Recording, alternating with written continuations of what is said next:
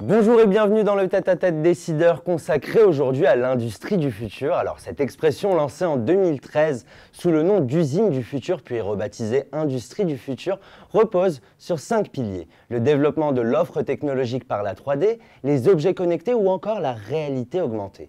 L'industrie est en mouvement et les nouvelles technologies aussi. Ensemble, ce monde se transforme. Accompagner les entreprises durant leur transformation digitale, former les salariés sur le numérique et la robotisation, renforcer la coopération internationale et bien entendu promouvoir cette industrie du futur. Où en sommes-nous concernant les innovations dans cette industrie du futur? Pour en savoir davantage, j'accueille Nicolas Simon. Bonjour. Bonjour. Alors vous êtes le directeur de Janus France. Oui, tout à fait. Alors aujourd'hui, quand on parle d'industrie du futur, on fait souvent référence aux services à la demande avec, pour exemple, Uber, Amazon, Zappos par exemple. On dit souvent que cette industrie est l'industrie finalement du futur. Qu'en pensez-vous? Je pense qu'effectivement, l'industrie du futur oblige forcément à avoir une société de services. Les exemples que vous citez sont plutôt des exemples, je dirais, dédiés aux particuliers. Oui. Mais on retrouve ce même schéma en fait dans le monde industriel, où effectivement la notion de service dans cette transformation va être vraiment nécessaire et primordiale dans l'accompagnement. Oui, il y a cette culture du service à la demande qui est prédominante en ce moment. Tout à fait. Et il y a bien un leitmotiv commun, en tout cas aux particuliers et à l'industrie, c'est la transformation que ça engendre et le changement des modèles qui étaient préétablis en tout cas. Alors quels sont les enjeux mondiaux de l'industrie du futur? Aujourd'hui, les enjeux de l'industrie du futur sont vastes, évidemment. Moi, je pense faire un focus essentiellement sur 3 piliers qui me semblent vraiment incontournables. Bien sûr, les enjeux technologiques, puisqu'il va de soi que c'est un enjeu fondamental, mais également économique et organisationnel. Et je tiens beaucoup à ce côté organisationnel parce que je pense qu'il est très important de remettre l'humain au centre de cette transformation digitale. Aujourd'hui, on parle beaucoup donc du numérique ou de la transformation digitale. Pour moi, c'est qu'un outil. Un outil seul ne peut pas fonctionner.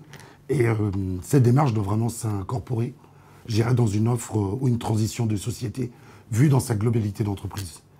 Et l'être humain est très important au centre de ce débat et de cette transformation, de cette mutation.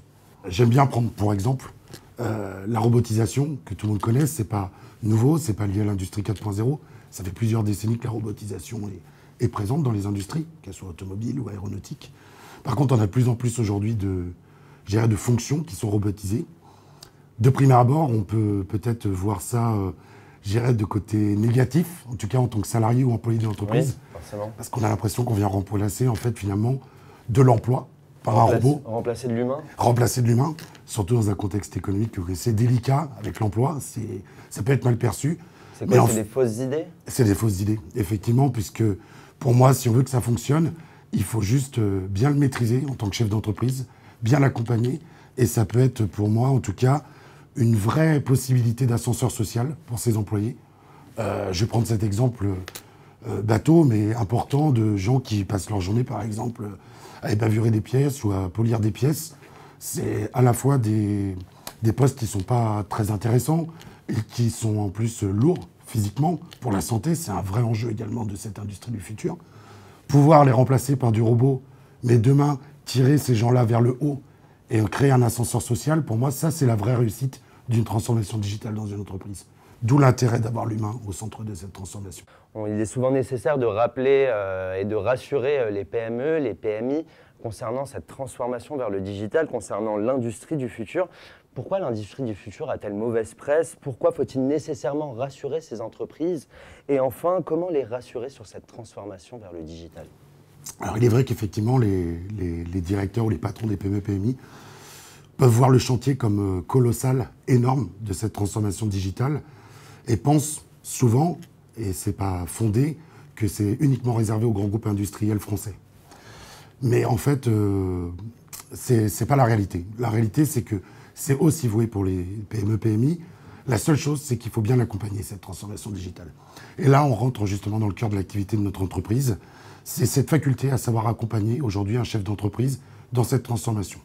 Évidemment, les industries françaises, PME, PMI, ne sont pas attendues pour exister. Elles ont un savoir-faire historique. Souvent, ce qui fait peur, c'est l'enjeu de cette transformation, sa grandeur, et souvent, on ne sait pas trop par quel point l'aborder, finalement. Et notre métier, chez Janus, c'est effectivement d'accompagner ce client dans cette démarche. Donc, pour ce faire, Ça paraît assez simple comme ça, mais en fait, on travaille conjointement, souvent avec les managers des entités. Ça implique vraiment, c'est une vraie réflexion d'entreprise globale, hein, des managers des entités, pour les aider à le transformer. Donc souvent, ce qu'on fait, c'est qu'on met en place une réflexion à 3 ou à 5 ans, selon le degré d'urgence que cette société donne à sa transformation, pour avoir une vision globale de où on souhaite arriver ensemble.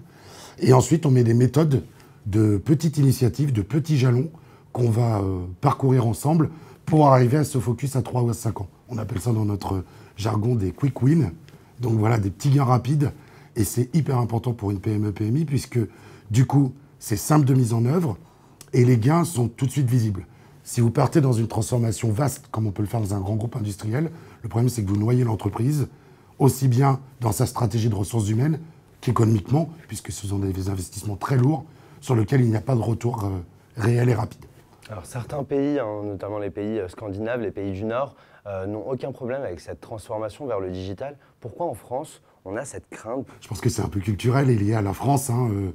On a toujours un peu peur de ce qui est nouveau et par défaut, en France, on a ce côté un petit peu où on bloque tout de suite dès qu'il y a changement et on voit tout de suite le mauvais côté ou le verre à moitié vide plutôt que le verre à moitié plein. Voilà, je pense que c'est culturel. À nous de savoir les accompagner, à nous de savoir les rassurer et surtout, encore une fois, je réinsiste, mais si on met bien l'humain et les employés qui font la valeur de l'entreprise au centre de cette transformation, je pense qu'on n'a plus de soucis à leur expliquer et à avoir leur adhésion, en tout cas, dans cette transformation. Donc si je comprends bien, vous êtes dans le conseil et l'accompagnement de ces entreprises vers le numérique et vers le digital. C'est ça, tout à fait. Effectivement, on a deux vocations. Une vocation, effectivement, de service, où notre métier, c'est de les accompagner, parce qu'on pense avoir des méthodes qui ont fonctionné déjà avec des industriels de type PME-PMI, tout en proposant, évidemment, des produits qui vont permettre, donc des produits logiciels, hein, qui vont permettre d'aborder cette transformation digitale et numérique, puisqu'elle est vraiment nécessaire sur cette ouverture mondiale. Il faut aller toujours de plus en plus vite, répondre sur une quantité d'informations énorme qui circulent sur la plateforme digitale. Donc ça, c'est notre métier de les accompagner sur cette transformation. Alors on va continuer de parler de Janus Engineering.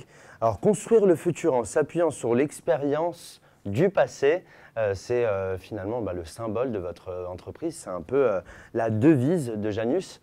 Oui, tout à fait. Vous pouvez un peu nous expliquer? Oui, en fait, on s'inclut exactement dans la même réflexion que le client. C'est-à-dire qu'aujourd'hui, effectivement, on est une structure de service plutôt portée sur des technologies modernes, des technologies de pointe, donc liées à l'industrie du futur ou 4.0, hein, peu importe comment on l'appelle.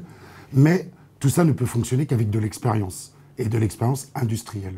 Et effectivement, on a souhaité mettre ça en avant chez Janus parce que ça nous semble quelque chose de primordial et en tout cas que nos clients attendent. Donc c'est important de savoir qu'aujourd'hui, une majorité absolue de nos salariés en France sont pratiquement tous des ex-industriels avec une très grosse compétence de plusieurs dizaines d'années dans l'industrie qui vont savoir allier, on va dire, l'expertise technique attendue par le client, tout avec notre monde moderne et nos outils technologiques que le client a besoin pour cette transformation. Alors, Janus, c'est un clin d'œil à la divinité grecque. Et vous verrez, la transition est plutôt pas mal avec la question d'après. Alors, c'est quoi? C'est une transition entre le passé et le futur. Alors, du coup, on va se tourner vers le futur si vous le voulez bien. Bien sûr. Quels sont vos projets et perspectives pour Janus? Eh bien, écoutez, nos projets sont vastes, évidemment, hein, comme toute société qui sommes dans la mouvance complète de l'industrie 4.0. En tout cas, certaines me semblent intéressantes de souligner. Malgré qu'on parle de mondialisation, ça paraît peut-être fou, mais on doit rassurer aussi nos clients sur notre présence régionale. Donc pour ce faire, on est en train de finaliser la mise en place, donc à compter du 1er janvier, d'une nouvelle structure régionale pour le bassin lyonnais. Le bassin lyonnais étant un bassin dynamique fort sur l'industrie, et particulièrement sur l'industrie mécanique et plastique, hein, qui sont des industries directement, je dirais, visées par cette transformation digitale. Donc c'est un des sujets forts sur lesquels nous travaillons actuellement. Pour ce faire, on a eu la chance de recruter une personne qui, lui aussi, a plus de 25 ans d'expérience dans nos domaines d'activité, une forte expérience industrielle qui va pouvoir mettre au service de nos clients. Donc c'est extrêmement intéressant, il me semble.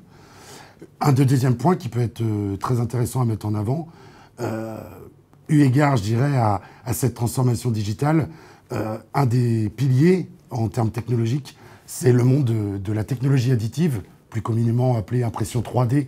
En tout cas pour le commun des mortels. Dans tous les secteurs confondus? Alors particulièrement dédié effectivement au domaine aéronautique, médical, militaire, défense, énergie, qui sont typiquement touchés par en tout cas, est séduit par cette nouvelle technologie, hein, puisque celle-là, c'est complètement une révolution. Et pour ce faire, on est en train de mettre, nous, en place vraiment une structure dédiée avec des hommes dédiés. On a embauché un ingénieur, un jeune ingénieur, qui a suivi tout son cursus et sa formation dédiée sur cette nouvelle technologie. Parce que là, pour le coup, l'expérience industrielle n'était pas suffisante de nos salariés actuels, qui étaient plutôt sur les anciennes méthodes traditionnelles. Et on avait besoin aussi d'un sang neuf, qui là, pour le coup, sont des jeunes ingénieurs qui maîtrisent ces nouvelles technologies. Donc pour parfaire cette transformation digitale, Janus propose différents outils logiciels qui sont dédiés à ces applications liées à l'industrie 4.0. Aujourd'hui, on a 3 grands thèmes qui sont abordés chez Janus. Donc le monde de la CAO, conception assistée par ordinateur. Donc là, c'est plutôt des produits qui sont dédiés pour les bureaux d'études, l'ingénierie, la R&D, puisque dans ce monde constamment en mouvement, on a besoin de créer très vite, de réinventer très vite, de réimaginer des produits. Donc ces logiciels sont vraiment dédiés à ces applications. C'est une grosse part de notre activité. Le deuxième volet, c'est tout ce qui est FAO, donc fabrication assistée par ordinateur. Donc là, le but de ces produits, c'est plutôt de piloter les moyens de production. Donc les moyens de production historiques que l'on connaît, plutôt mécaniques, type fraisage, tournage, etc. Et donc également, bien sûr, les nouvelles technologies de type additive, où là, on va plutôt ajouter de la matière plutôt qu'en soustraire. Donc et les robots également, qu'on en pilote par ces applications. Et ensuite, un troisième volet, hyper important dans cette transformation digitale, qui est le PLM. En français, la gestion du cycle de vie d'un produit. Parce que vous avez bien compris que par cet avènement du digital, en fait, on a des milliers, voire des milliards d'informations qui arrivent à la seconde portées dans le cloud. Et c'est très, très important de pouvoir gérer le cycle de vie en fait, d'un produit. Et donc, de savoir à quelle révision on en est, sa traçabilité. Par exemple, on va prendre un exemple simple qui est un domaine clé de Janus, qui est l'aéronautique. Aujourd'hui, on croise les doigts, mais s'il devait y avoir un crash d'avion ou un problème technique sur un avion, il faut pouvoir tracer à tout moment par qui a été réalisée sa pièce, ou par quelle société elle a été faite, qui a réalisé ces opérations, etc. Donc le PLM, en fait, permet ce type d'opération et de tracer le cycle de vie d'un produit. D'avoir vraiment une traçabilité du début jusqu'à la fin du Exactement. produit. Et on a cette même demande dans le domaine médical, par exemple, pour tout ce qui est prothèses, etc., où là, il faut avoir cette même traçabilité pour la durée de vie sur les patients. Donc autant de compétences pour bien accompagner vos clients. Tout à fait. Et enfin, vous voulez pousser un peu les frontières et vous exporter ailleurs.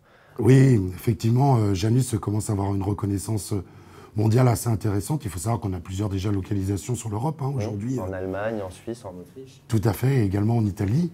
Et on est quand même porté par la demande de nos clients. Donc dans nos ouvertures à court terme, on est en pleine mise en place d'une nouvelle structure pour l'Espagne et le Portugal et pour l'Angleterre. Donc toujours pour asseoir notre présence sur l'Europe de l'Ouest.